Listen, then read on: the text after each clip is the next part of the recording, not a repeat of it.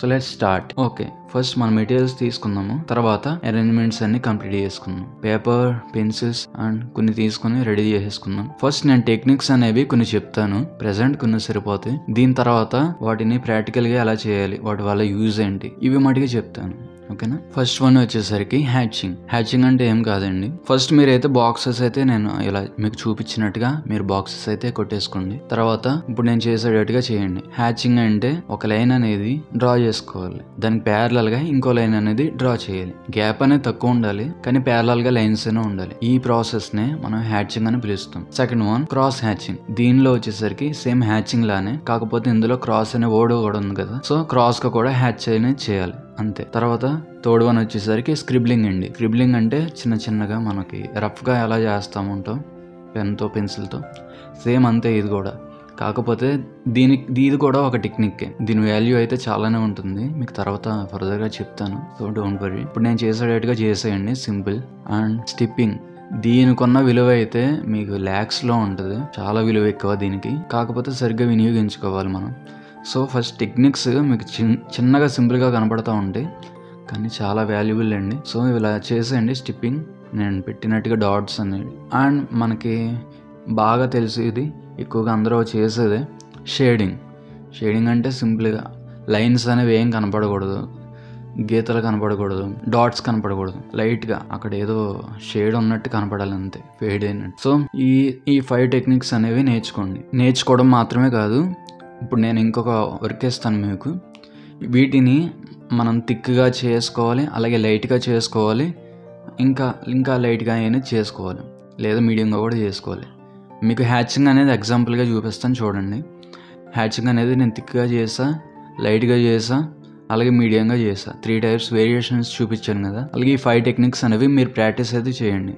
నేను ముందే మళ్ళీ చెప్తున్నాను, వింటే సరిపోదండి.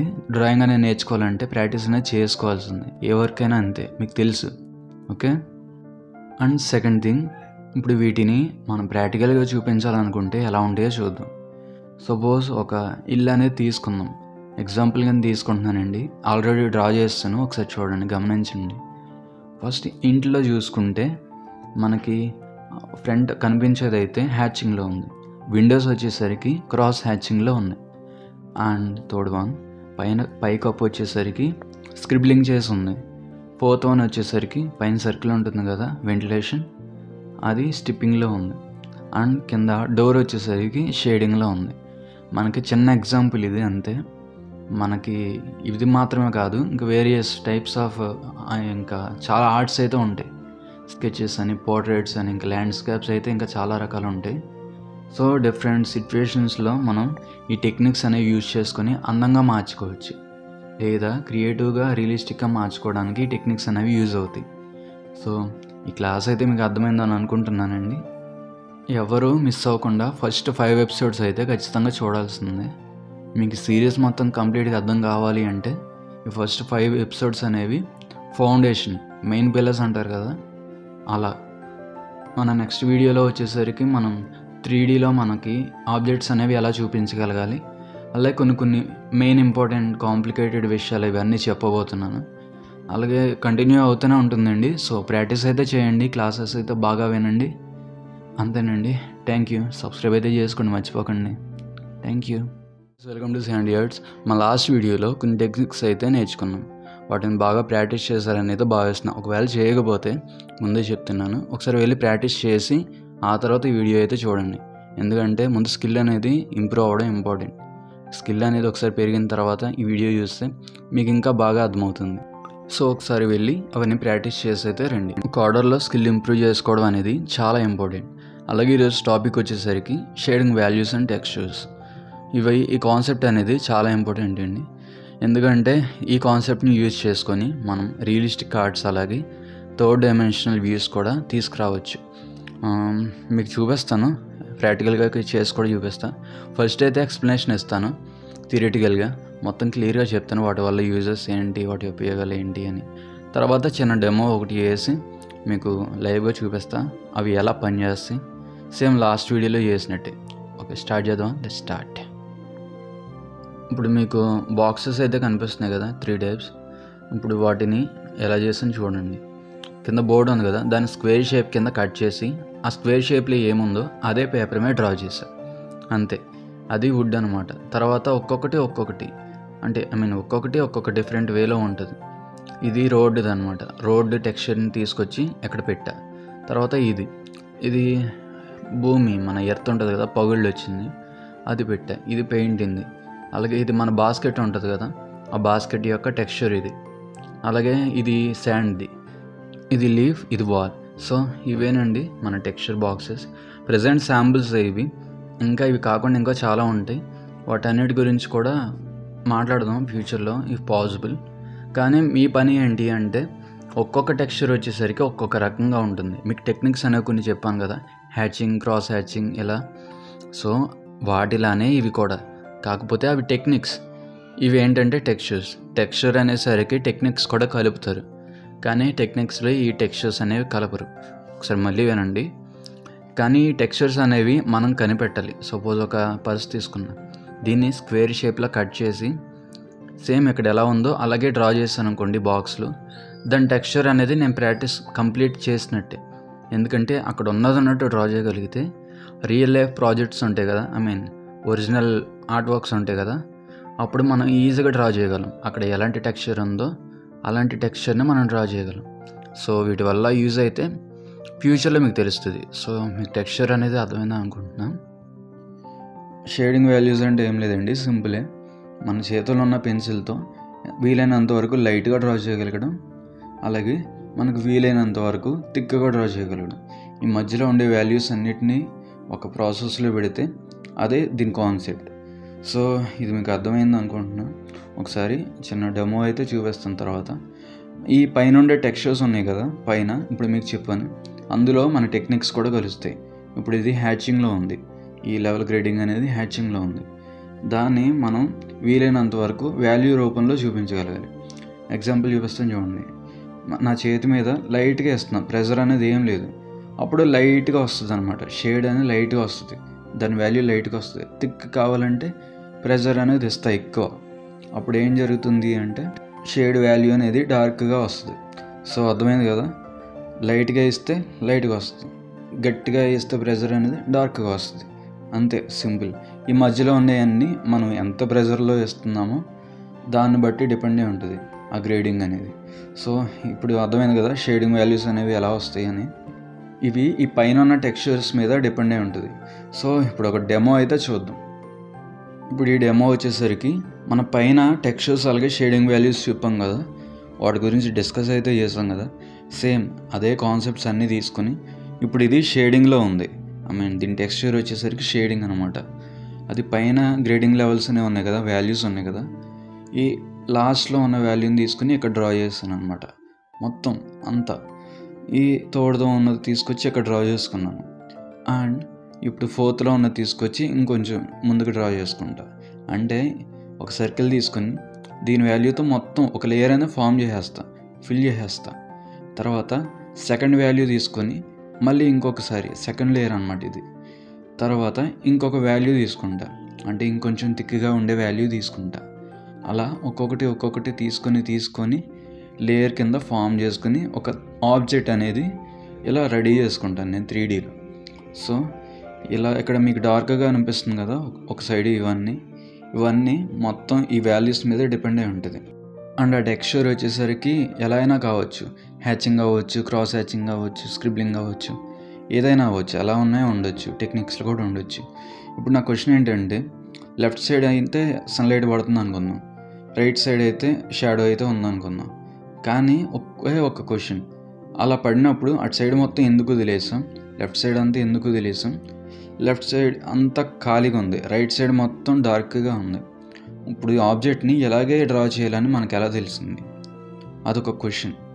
సో ఈ క్వశ్చన్కి అయితే ఆన్సర్ నెక్స్ట్ వీడియోలో చెప్తాను క్లియర్గా. అసలు ఏంటి లైటింగ్ గురించి ఏంటి, డార్క్నెస్ గురించి ఏంటి, లైట్ అనేది ఎటు పడినప్పుడు మనకి డార్క్నెస్ షాడో ఎటు వస్తుంది, ఇవన్నీ కంప్లీట్ ఇన్ఫర్మేషన్ మనకి నెక్స్ట్ వీడియోలో చెప్తాను. ఈరోజు టాపిక్ ఇవన్నీ టెక్స్చర్స్ గురించి, అలాగే షేడింగ్ వాల్యూస్ గురించి, ఈ డెమో గురించి మీకు అర్థమైందని అనుకుంటున్నాను. ఒకసారి ఇవన్నీ ప్రాక్టీస్ చేసుకుంటూ ఉండండి. ఈ షేడింగ్ వాల్యూస్ ఉన్నాయి కదా, అవి ప్రతి టెక్స్చర్కి మీరు ప్రాక్టీస్ చేయండి. ప్రాక్టీస్ చేసుకుంటేనే మీ స్కిల్ ఇంప్రూవ్ అవుతుంది. మన వీడియోస్ అని కంప్లీట్ అయ్యేలోపు మీతో ఒక రియలిస్టిక్ ఆర్ట్ అనేది వేద్దామని చూస్తున్నాం. కానీ మీరు కూడా ఎంతో కొంత ప్రాక్టీస్ అనేది చేయాలి కదా. సో మీ స్కిల్ని బట్టి, మీ ప్రాక్టీస్ని బట్టి మీరు వేసే డయాగ్రామ్ అనేది వస్తుంది. సో బాగా ప్రాక్టీస్ అయితే చేయండి. ఏ రోజు క్లాస్ ఆ రోజు ఫినిష్ చేసేస్తే సరిపోద్దండి, పెద్ద కష్టమే పడక్కర్లే. సో ఈ వీడియో అయితే నలుగురికి షేర్ చేయండి, మీ ఫ్రెండ్స్కి. అలాగే ఈ టాపిక్స్ అనేవి మీకు అర్థమైతే ఓకే, ఒకవేళ అర్థం కావట్లేదు అంటే ఒకసారి నాకు కామెంట్ అయితే చేయండి కింద. మైనస్లు ఎక్కడ ఉన్నాయో నేను కరెక్ట్ చేసుకుని మీకు మళ్ళీ నెక్స్ట్ టైం అర్థమయ్యేలా చెప్పడానికి నేను ట్రై చేస్తాను. సో కంటెంట్ నచ్చితే లైక్ చేయండి, నెక్స్ట్ వీడియో కోసం సబ్స్క్రైబ్ చేసుకుని షేర్ కూడా చేయండి, నాకు కూడా హెల్ప్ అవుతుంది. Okay, thank you. Hello guys, welcome to Sandyards. మా లాస్ట్ వీడియోలో షేడింగ్ వాల్యూస్ అండ్ టెక్స్చర్స్ గురించి డిస్కస్ చేసాం కదా. అలాగే అందరూ ప్రాక్టీస్ చేస్తున్నారని చెప్పి నేను భావిస్తున్నాను. ఎక్కువగా స్కిల్ అయితే ఇంప్రూవ్ చేసుకోండి, ప్రాక్టీస్ చేసి టైం వేస్ట్ అయితే అసలు చేయొద్దు. ఫస్ట్ నుండి వస్తేనే మీకు ప్రతిదీ అర్థమవుతుంది. సో ఫస్ట్ ఎపిసోడ్ నుండి అయితే వచ్చేయండి, ఒకవేళ చూడని వాళ్ళకి చెప్తున్నాను అంతే. సో ఇప్పుడు మీకు ఈరోజు టాపిక్ వచ్చేసరికి finding light and shadow reflections in object. ఇది జస్ట్ ఆప్షనల్ అండి, మీరు దారుణంగా ప్రాక్టీస్ అయితే ఏం చేయాల్సిన అవసరం లేదు, తెలుసుకుంటే సరిపోతుంది. ఒక్కసారి కనుక ఇది మనకు అర్థమైందంటే ఇంకా రియలిస్టిక్ కానీ లేకపోతే 3D ఆబ్జెక్ట్స్ కానీ ఇలాంటివి చాలా ఈజీగా డ్రా చేసేయచ్చు. సో ఇంక లేట్ చేయకుండా స్టార్ట్ చేద్దాం. ఒక సన్లైట్ తీసుకుందాం, అలాగే భూమి మీద ఉండే ఒక ఆబ్జెక్ట్ అనేది తీసుకుందాం. ఇప్పుడు మన పని ఏంటంటే షాడో అనేది కనిపెట్టడం, ఎంత డిస్టెన్స్ వరకు వెళ్తుందని. సో 8 o'clock చూసుకుందాం, 1 o'clock వరకు పెట్టా. 8 o'clockకి సన్లైట్ పడింది, ఎంత డిస్టెన్స్ వరకు పడిందంటే ఎంత లాంగ్. 10 o'clock పెట్టాను, చూడండి ఎంత డిస్టెన్స్ వరకు సన్లైట్ పడింది. అలాగే 11 o'clock పెట్టా, కొంచెం తగ్గింది షాడో అయితే. 12:31 ఆ టైంకి పెడితే మన పైన ఉంటుంది కాబట్టి షాడో అనేది చాలా మన కిందే ఉంటుంది. సో దీన్ని బట్టి మన నీడ్ అనేది ఎలా వస్తుందో, ఎంత దూరం వస్తుందో అర్థమైంది కదా. ఇప్పుడు ఇంకొకటి చూద్దాం. ఇది ఏంటి అంటే మన షాడో అనేది ఎంత లాంగ్ వరకు వస్తుందో చూసాం, కానీ ఎంత వెడల్పు వచ్చింది, ఎంత హైట్లో వచ్చింది అనేది తెలియదు కదా. సో అది చూద్దాం. ఫస్ట్ అయితే దేనికి అది సెపరేట్ చేసి షాడో అయితే ఎలా పడుతుందో ఒకసారి చూద్దాం. 8 to 1 o'clock నేను పెట్టాను టైమింగ్స్ అయితే. దాన్ని బట్టి షాడో అయితే ఎంత డిస్టెన్స్ వరకు వస్తుందో మార్క్స్ చేస్తాను చూడండి. ఇప్పుడు మన క్వశ్చన్ ఏంటంటే హైట్ ఎంతవరకు రావాలనేది చూడాలి. సో ఒకసారి మీకు ఒక ప్రాక్టికల్గా చూపిస్తాను చూడండి. ఇప్పుడు మన షాడో అనేది ఇలా పడుతుంది, నా ఆపోజిట్ అటు సైడ్ లైటింగ్ అనేది ఉంది. ఇటు సైడ్ మొత్తం చూడండి షాడో అనేది ఎలా పడింది. ఎందుకంటే దాని థిక్నెస్ అనేది సపోజ్ హైట్ అనేది కొంచెం ఎక్కువగానే ఉంది. ఇప్పుడు చూడండి థిక్నెస్ అనేది తగ్గింది. సో దానివల్ల షాడో అనేది బాగా ఫేడ్ అయిపోయింది. సో మీకు ఇంకోటి చూపిస్తాను. పైన వాటర్ ట్యాంక్ అనుకుందాం, కింద ఇప్పుడు నేను డ్రా చేసింది ఒక పోల్ అనుకుందాం. ఇప్పుడు దానికి దీనికి డిఫరెన్స్ ఏంటి అసలు మనం ఏం కనుక్కోవాలి అంటే ఒకసారి చూడండి. ఇప్పుడు పెన్సిల్ ఇలా పెట్టాం కదా, దీని షాడో అయితే ఒకసారి అబ్జర్వ్ చేయండి. అబ్జర్వ్ చేస్తారు కదా.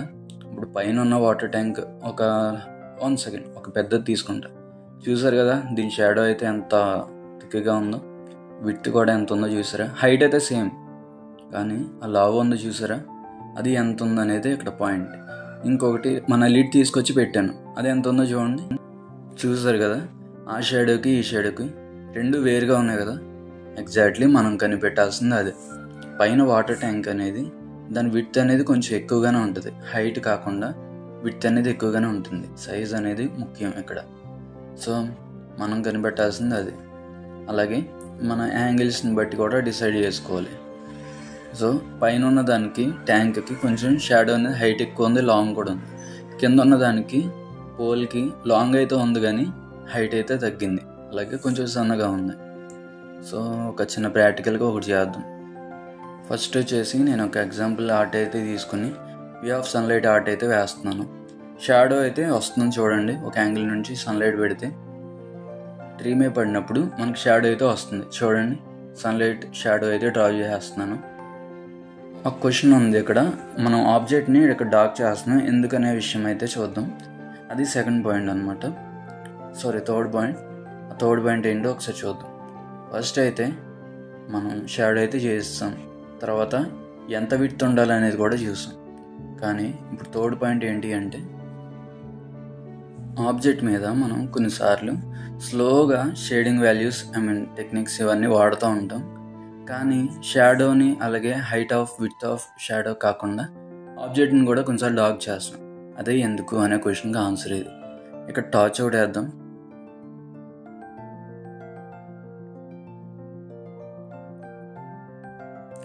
ఇక్కడ నుంచి మనకి లైట్స్ అనేవి వస్తున్నాయి. ఈ టార్చ్ నుంచి లైట్స్ అనేవి వస్తున్నాయి. ఒక షాడో అయితే వేసేద్దాం. ఫస్ట్ అయితే ఒకసారి మళ్ళీ చెప్తున్నాను ఈరోజు టాపిక్లో. ఫస్ట్ పాయింట్, షాడో అనేది ఎంత హైట్లో ఉండాలని చూడడం. సెకండ్ పాయింట్, దాని విడ్త్ అనేది ఎంతవరకు ఉండడమో చూడడం.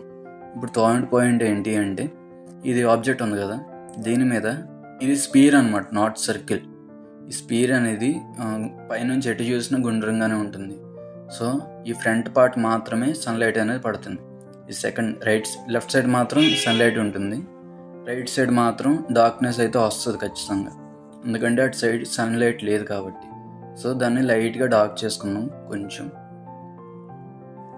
మన ప్రీవియస్ వీడియోస్లో నేర్చుకున్న షేడింగ్ వాల్యూస్ అలాగే కొన్ని టెక్నిక్స్, టెక్స్చర్స్ ఇవి ఉండే కదా, వాటిని బట్టి దీని మీద లేయర్ బై లేయర్ నేను యాడ్ చేస్తూ ఉంటాను.